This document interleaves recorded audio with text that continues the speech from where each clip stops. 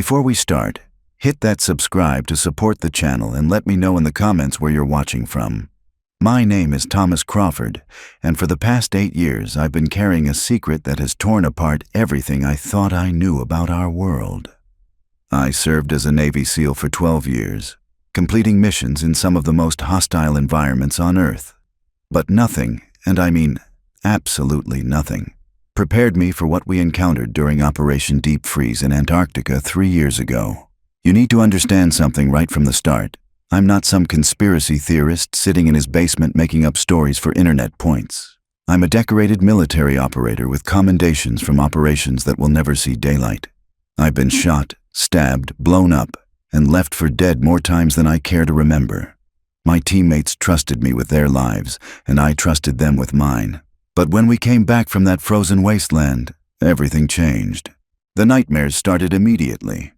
Images of things that shouldn't exist, sounds that human ears were never meant to hear, and temperatures so cold they seemed to freeze your very soul. My wife, Sarah, noticed the change first. She'd find me standing at our bedroom window at 3 in the morning, staring out at nothing, my body drenched in sweat despite the house being perfectly comfortable.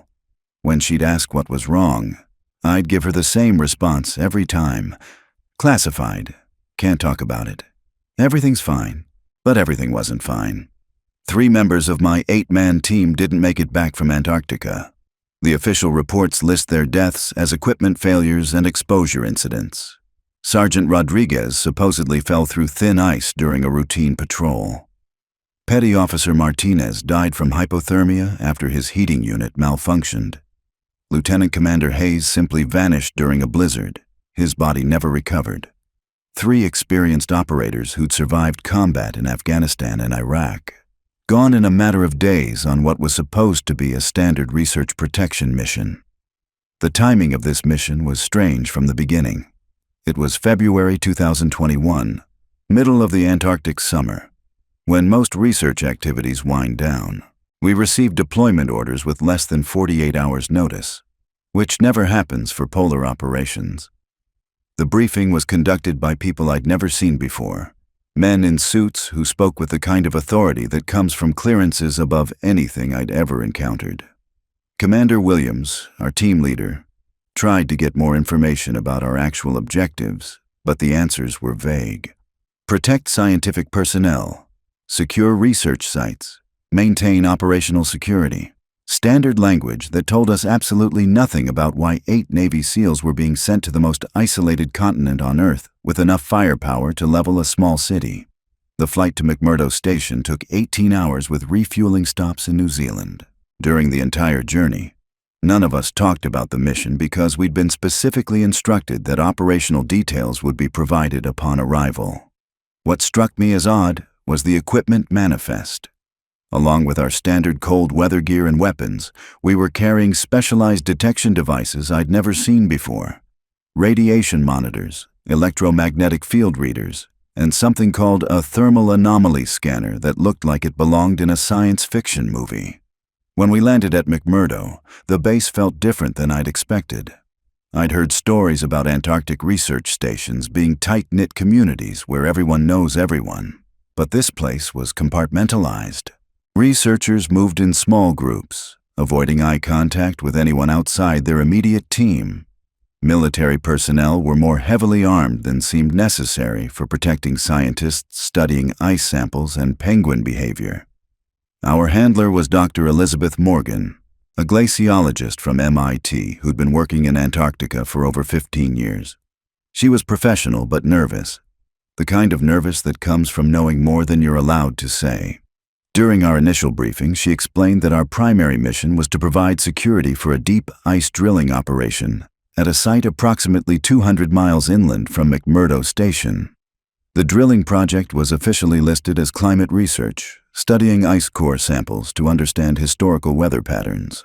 But the security requirements seemed excessive for scientists looking at ancient air bubbles. We'd be operating in complete radio silence except for scheduled check-ins every 12 hours. No unauthorized personnel were allowed within a 5-mile radius of the drill site. Most importantly, Everything we observed was classified at levels requiring special authorization just to acknowledge the project existed.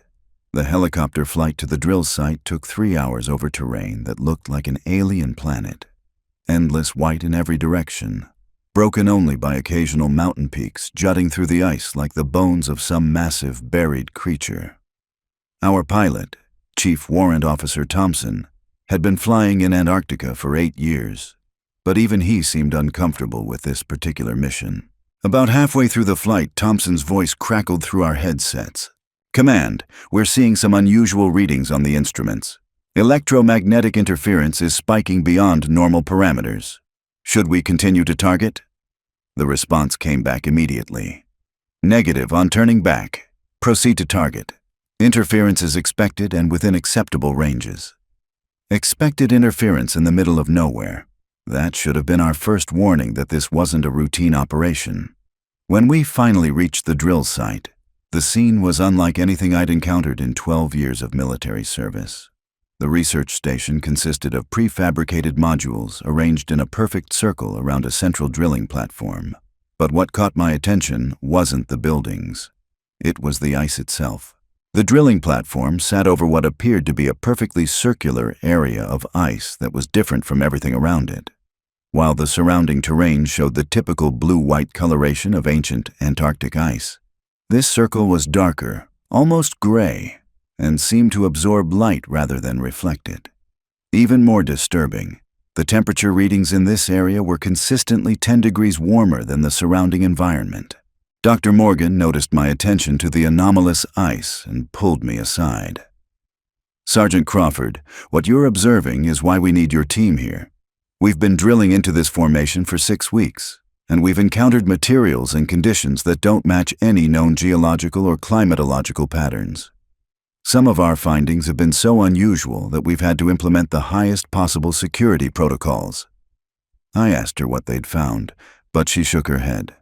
"That information is compartmentalized above your clearance level. Your job is to ensure that whatever happens at this site stays at this site. No outside communications, no unauthorized documentation, and absolutely no discussion of operational details with anyone outside your immediate team." The research team consisted of 12 scientists from various disciplines: geologists, archaeologists, microbiologists, and specialists in fields I'd never heard of. What struck me as unusual was that none of them seemed excited about their work. In my experience, scientists are generally enthusiastic about their research, eager to share discoveries and findings. These people moved with the careful deliberation of individuals handling something dangerous. Our first night at the site was when we realized this wasn't going to be a standard protection mission. The sound started around midnight. Deep, rhythmic vibrations that seemed to come from somewhere far below the ice. At first, we assumed it was normal geological activity, the kind of settling and shifting you'd expect in an environment where massive ice sheets constantly move and change. But these sounds were different. They had a pattern, a regularity that suggested something other than random natural phenomena. Rodriguez was on first watch when he called the rest of us to the observation post. Through the thermal imaging equipment, we could see areas of the ice around the drill site pulsing with heat signatures that formed geometric patterns too precise to be accidental. Martinez grabbed my arm and pointed at the readings. "Sarge, that's not geological activity. That's something responding to our presence." That night marked the beginning of what I can only describe as a psychological descent into something beyond military training or human comprehension. The patterns we were observing weren't random geological phenomena. They were systematic, deliberate, and they were getting stronger with each passing hour. Dr. Morgan called an emergency meeting at 0300 hours.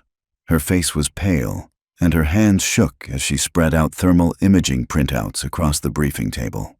The heat signatures formed concentric circles radiating outward from the drill site, each ring pulsing in perfect synchronization with those deep vibrations we'd been hearing. "Gentlemen," she began, her voice barely above a whisper, "we've reached a depth of 800 meters into the ice formation. What we've discovered down there contradicts everything we understand about Antarctic geology, climate history, and frankly, the timeline of human civilization itself." She activated a laptop computer and showed us drill core samples that made my blood run cold. Instead of the expected ice and rock formations, the cores contained materials that looked almost manufactured. Metallic fragments with geometric patterns etched into their surfaces, organic compounds that shouldn't exist in a frozen environment, and most disturbing of all, structures that appeared deliberately constructed. These samples date back approximately 15,000 years, Dr. Morgan continued. But the construction techniques and material composition suggest a level of technological sophistication that doesn't align with any known civilization from that period. We're essentially looking at evidence of advanced engineering from an era when humans were supposed to be living in caves and hunting with stone tools. Hayes raised the question we were all thinking. Doc, are you telling us we're looking at some kind of ancient technology buried under Antarctic ice? Dr. Morgan's response sent chills through the room that had nothing to do with the sub-zero temperatures outside. I'm telling you that we've drilled into something that was deliberately buried, something that generates its own heat source, and something that appears to be responding to our intrusion. The next morning brought our first real indication that we weren't just dealing with archaeological curiosities. The drilling operation had reached 900 meters when the equipment started behaving erratically. Drill bits that should have lasted weeks were wearing down in hours. The borehole was consistently registering temperatures that defied the laws of thermodynamics for that depth and environment. But it was the electromagnetic readings that really got our attention.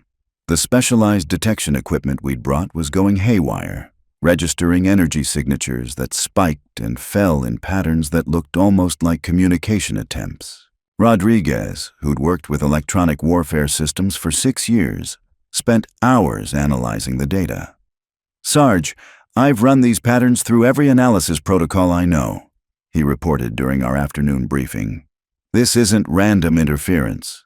These are structured signals, and they're getting more complex as we go deeper. It's like something down there is trying to establish contact." The psychological pressure on the research team was becoming obvious. Dr. Chen, one of the microbiologists, had stopped sleeping entirely. She'd spend all night staring at biological samples under her microscope, muttering about cellular structures that shouldn't be possible. Dr. Petrov, the archaeologist, had covered his workspace with sketches of symbols and patterns he claimed were appearing in the deeper core samples. What worried me most was Dr. Morgan herself. As team leader, she was supposed to be our anchor of stability and scientific rationality. But she'd started exhibiting behaviors that suggested she was hiding something significant from the rest of us. Late-night satellite communications that she conducted in private, encrypted data transmissions that went directly to coordinates we weren't authorized to know, and most concerning of all, conversations with personnel who weren't officially part of our mission roster. On our 4th day at the site, we reached 1,000 meters depth, and that's when everything changed permanently. The drill breakthrough was sudden and unexpected. Instead of the gradual penetration through ice and rock we'd been experiencing, the equipment suddenly dropped 3 meters in a matter of seconds, as if it had punched through into an open space. The immediate aftermath was chaos. Alarms started blaring from every piece of monitoring equipment simultaneously. The heat signatures we'd been tracking exploded into patterns that covered the entire drill site area. Most alarming of all, the deep vibrations stopped completely, replaced by an absolute silence that felt more threatening than any sound. Dr. Morgan was shouting orders to her team, trying to coordinate emergency protocols while maintaining data collection from whatever we'd just broken into. The drilling platform's automated systems were registering atmospheric pressure changes that indicated we'd accessed a cavity of significant size. Temperature readings from the borehole were climbing rapidly, suggesting the presence of an environment drastically different from the surrounding ice formation. Martinez was monitoring our security perimeter when he called out a warning that made every operator grab their weapon. Movement on thermal imaging, 200 meters northeast of the drill site. Multiple heat signatures approaching our position. Through our night vision equipment, we could see them. Figures moving across the ice with a coordination and purpose that immediately identified them as human. But they weren't dressed for Antarctic conditions. No heavy parkas, no cold weather gear, Just dark clothing that should have resulted in death from exposure within minutes in that environment. Hayes grabbed his radio to call for backup, but the communications array was dead. Complete radio silence on all frequencies, as if something was actively jamming our transmissions. We were 800 miles from the nearest help, with no way to contact the outside world, and unknown personnel approaching our position with what appeared to be hostile intent. "Defensive positions," Commander Williams ordered.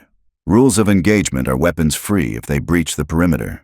This site is classified above their clearance level, whatever their clearance level might be." But as the figures got closer, we realized they weren't trying to attack us. They were trying to warn us. The lead figure raised both hands in a gesture of peace and shouted something that carried across the frozen landscape despite the distance and wind. "Stop the drilling! You don't understand what you're awakening." That's when I realized we weren't just dealing with archaeological discovery or even advanced ancient technology. We were dealing with something that had been deliberately contained, something that other people had encountered before, and something that those people had gone to extraordinary lengths to keep buried under Antarctic ice. The approaching figures were survivors from previous expeditions, people who'd been living in Antarctica for years, maybe decades, keeping watch over something that should never be disturbed. And we'd just broken through the barrier they'd been protecting. The lead figure approached within 50 meters before removing his hood, revealing a face that looked like it had been carved from the Antarctic ice itself. Deep lines etched by decades of extreme cold, eyes that held the hollow stare of someone who'd seen things that human minds weren't designed to process. When he spoke, his voice carried an authority that made even Commander Williams take notice. "My name is Dr. Marcus Henley. I was the lead researcher on Project Lazarus in 1987. 34 years ago, we made the same mistake you're making right now. Of the 18 people on my team, only 3 of us survived to see what we unleashed." Dr. Morgan stepped forward, her face a mask of confusion and growing fear. "Dr. Henley, you're listed as killed in action during a research accident in 1987. Your death certificate is in the official records." Henley's laugh was bitter, the sound of someone who'd given up on concepts like official records or government documentation. Death certificates are convenient ways to erase people who know too much. The 3 of us who survived were given a choice: disappear officially and spend the rest of our lives making sure this site stays secure, or disappear permanently in a more literal sense. Behind Henley stood 2 other figures, a man and woman whose faces showed the same weathered determination. They'd been living in Antarctica for over 3 decades, surviving in conditions that should have killed them years ago, all to prevent what we just accomplished with our drilling operation. Rodriguez lowered his weapon slightly. "What exactly are we dealing with here? What did we break into?" Henley pointed toward the drilling platform, where heat signatures were still registering massive energy outputs from whatever lay beneath the ice. 15,000 years ago, something crash-landed in this location. Not meteorite impact, not geological formation, crash-landed. The energy signatures you're detecting aren't coming from ancient technology. They're coming from something that's been in hibernation for millennia, waiting for the right conditions to reactivate. The implications hit me like a physical blow. We weren't dealing with archaeological remains or even advanced human civilization from prehistory. We were dealing with something that had originated somewhere else entirely. Something that had been dormant under Antarctic ice since before human civilization existed. Dr. Morgan's hands were shaking as she checked her equipment readings. The electromagnetic patterns, the heat generation, the structural materials in the core samples. "You're describing some kind of extraterrestrial contact." Henley nodded grimly. "Contact implies communication or peaceful interaction. What we discovered in 1987 was more like intrusion. The entity we encountered wasn't interested in establishing diplomatic relations. It was interested in continuation, in spreading, in converting everything it encountered into extensions of itself." The woman behind Henley stepped forward, introducing herself as Dr. Sarah Chen, the microbiologist from the original Lazarus team. Her specialty made her observations particularly terrifying. "The biological samples you've been analyzing aren't just unusual cellular structures. They're conversion mechanisms, designed to transform existing organic matter into something compatible with the entity's biological requirements. Martinez grabbed my arm, his voice urgent with recognition. "Sarge, Dr. Chen mentioned cellular conversion. That's what happened to the research team yesterday. Dr. Peterson and Dr. Walsh said they were feeling sick, exhibiting symptoms that didn't match any known illness. What if exposure to these samples is already affecting our people?" Looking back at the research station, I could see several team members moving with slightly altered behavior patterns. Slower movements, less communication, a mechanical quality to their actions that hadn't been there when we'd arrived. The conversion process wasn't immediate, but it was systematic, gradually replacing human consciousness with something else. Henley confirmed our worst fears. The conversion process takes approximately 72 hours from initial exposure. First, subtle changes in behavior and thought patterns. Then physical modifications that allow the host to survive in conditions that would kill normal humans. Finally, complete integration with the collective consciousness that controls the entity. Commander Williams demanded tactical information. "How do we stop this? What are our options for containing the situation and protecting the team?" The third survivor, who identified himself as Colonel James Morrison from the original military escort, provided answers we didn't want to hear. "There are no containment protocols for something like this. Once the entity is fully awakened, it can influence matter at the molecular level. Ice, rock, organic tissue, electronic equipment, everything becomes malleable to its will." He pointed toward the drilling platform, where the equipment was beginning to show signs of structural changes. Metal components were shifting, taking on geometric patterns that matched the symbols we'd found in the deeper core samples. The entity wasn't just awakening. It was already beginning to reshape its immediate environment. In 1987, we tried conventional weapons, explosive charges, even tactical nuclear devices. Morrison continued. Nothing stopped the spread. The only reason the entity went dormant again was that we managed to trigger a localized geological event that collapsed several thousand tons of ice back over the access point. Dr. Morgan interrupted with scientific desperation. "But our drilling operation has created a much larger access point. The entity has had 34 years to prepare for another intrusion. It's not going to be caught off guard like it was in 1987. That's when we heard the sound that would haunt my nightmares for the rest of my life. A deep, resonant vibration that seemed to come from everywhere at once. But this time, it wasn't random geological activity. It was music. Alien music with harmonies that human ears couldn't fully process, but that somehow conveyed meaning directly to consciousness. The converted research team members stopped their activities and turned toward the drilling platform in perfect unison. Their movements had become completely synchronized, no longer individual humans, but components of something larger. When they spoke, it was with one voice, using words that came from multiple mouths simultaneously. Integration proceeding according to parameters. Additional biological material required for expansion phase. Resistance is inefficient. Cooperation ensures preservation of essential characteristics. Hayes raised his weapon toward the converted team members, but Henley grabbed his arm. Shooting them won't help. They're not being controlled by external force. Their consciousness has been rewritten to serve the entity's purposes willingly. To them, what's happening is beneficial, evolutionary, necessary for survival. The entity was trying to communicate with us through the converted researchers, offering us the same transformation they'd undergone. But the offer came with implications that made death seem preferable. We'd survive the conversion process, but everything that made us human would be systematically replaced with alien priorities and perspectives. Rodriguez was monitoring electromagnetic readings when he reported changes that confirmed our worst fears. Energy signatures are expanding beyond the drill site perimeter. Whatever's down there is using the access point to project influence across a wider area. At current expansion rates, the entire research station will be within affected range within 6 hours. Morrison outlined our only remaining option with military precision. We have enough explosives to collapse the entire site, but it has to happen before the entity achieves critical mass. Once it spreads beyond a certain threshold, conventional demolition won't be sufficient to contain it. The moral weight of that decision was staggering.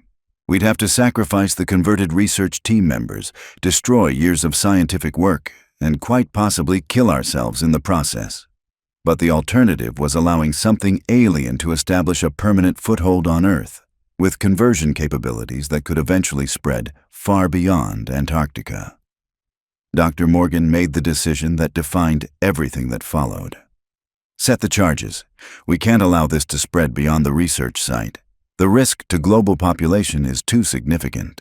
But as we prepared the demolition charges, the entity made one final attempt to prevent its containment. The converted team members began moving toward our position with coordination that suggested tactical awareness. They weren't attacking with violence, but they were systematically disabling our equipment and blocking our access to critical areas. The alien music grew louder, more complex, carrying emotional content that was almost overwhelmingly beautiful. Part of the entity's conversion strategy was making the transformation seem desirable, showing potential hosts visions of enhanced existence and expanded consciousness that would come with integration. Martinez stopped working on the explosives, his face showing the same mechanical calm we'd seen in the converted researchers. Why are we resisting this? The entity is offering us improvement, evolution beyond human limitations. Maybe we should consider the benefits. That's when I realized the entity's influence was already affecting our team. The electromagnetic fields it generated could alter thought patterns from a distance, gradually breaking down psychological resistance to conversion. We were running out of time not just to escape, but to maintain enough independent thought to want to escape. The race against conversion became a battle for our own minds as much as a fight for human survival. That's my story. 3 years later, I'm still trying to process what we encountered beneath that Antarctic ice. The official reports classify the entire operation as a research accident with multiple casualties due to equipment failure and extreme weather conditions.